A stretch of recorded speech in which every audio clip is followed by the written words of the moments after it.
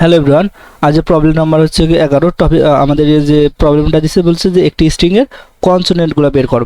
এখানে কনসোনেন্ট আর ভাওয়াল বের করা মনে করতেছে একই। হ্যাঁ, তো এখানে একটা মানে একটা ছোট্ট একটা ট্রিকি আছে, এটা কোশ্চেন তো আমি দেখাই।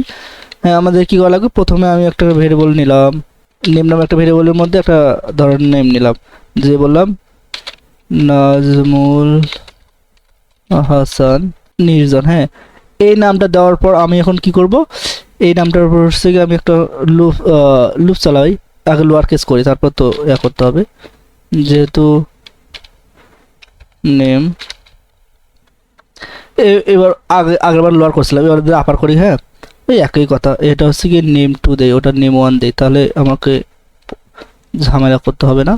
এই যে নেম 1 ডট আপার, এই যে আপার মেথডটা আছে সবগুলো কিন্তু এখন আপার হবে, তাই না? তো জানো তো বড় হাতের অক্ষর সবগুলোই হবে। যদি বিশেষ না করে তো প্রিন্ট করি, প্রিন্ট নেম 2 যেটা আছে সেটা রান করব। এখন দেখো, যখন আমি রান করব, দেখো সবগুলো কিন্তু বড় হাতের অক্ষর আছে। হ্যাঁ, এখন এই বড় হাতের অক্ষর হলো, আমি এখন কি করব, ফর লুপ চালাবো। ফর সিএইচ অর্থাৎ প্রত্যেকটা ক্যারেক্টার ইন কোথায় হবে, যে নেম 2টা আছে নেম 2টার মধ্যে হবে।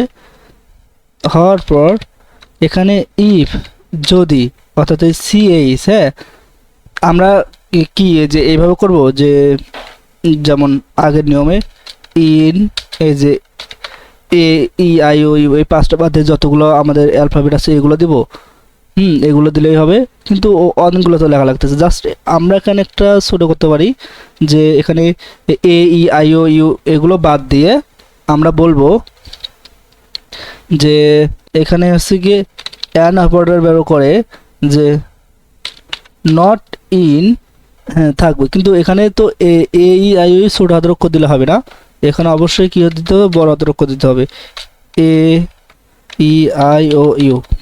তখন আমি সবগুলো কি করছি, আপার কেজে করছি, তাহলে আপার এবং লোয়ার যদি হচ্ছে আমি সমান না করি তাহলে তো ভুল হবে। এই এখন দেখো, যখন আমি হচ্ছে গিয়ে দিলাম, এই যে এবার দেখাচ্ছে 13। এখন 13টা কেন আছে কিনা দেখি, যে এন একটা 1, তারপরে 2 3 4 5 6 7 8 9 10 11, 11টা এখানে 13টা এ ই আই ও ইউ, 1 2 3 4 5 6 7 8 9 10 11 12 13।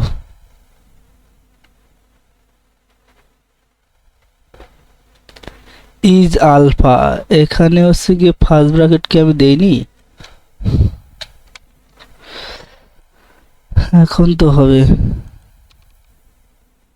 হ্যাঁ, এই যে 11টা এখন আছে, দেখো যে 1 2 3 4 5 6 7 8 9 10 11। 11টা আছে, তার মানে কি এ আই ও ইউ বাদ দিয়ে যে 11টা আমাদের কনসোনেন্ট, এই 11টা কনসোনেন্ট আমাদের চলে আসলো।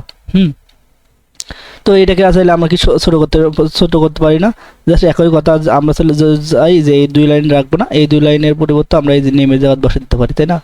তো এটা তো হচ্ছে কি আগের ক্লাসেও, আগের যে প্রবলেম সলভিংয়ে ওখানেও দেখাইছিলাম, তো দেখাই, জাস্ট কয়েক সেকেন্ডের করা।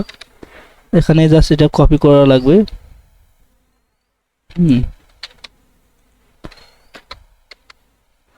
কন্ট্রোল ভি করে এই নেমের জায়গাতে আমি কি লিখবো, অর্থাৎ স্ট্রিং নিয়ে দেখাবো নাকি ইনপুট নিয়ে দেখাবো, স্ট্রিং নিয়ে দেখাই। হ্যাঁ, এই হচ্ছে গিয়ে এস এন হাসান, তারপরে এই যাই থাকুক না কেন সেটা কি করবে, আপার কেজে করবে, আপার কেজে করবে।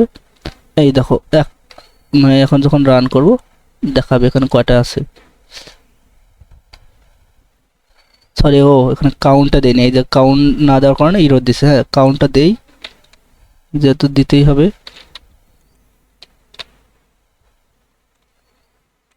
কন্ট্রোল সি, ইরর খাবা যেহেতু প্রোগ্রামিং আসছো। যখন আমি রান করব, দেখো 3টা। এখানে আমাদের কনসোনেন্ট হচ্ছে গিয়ে 3টে হবে, H A S A N.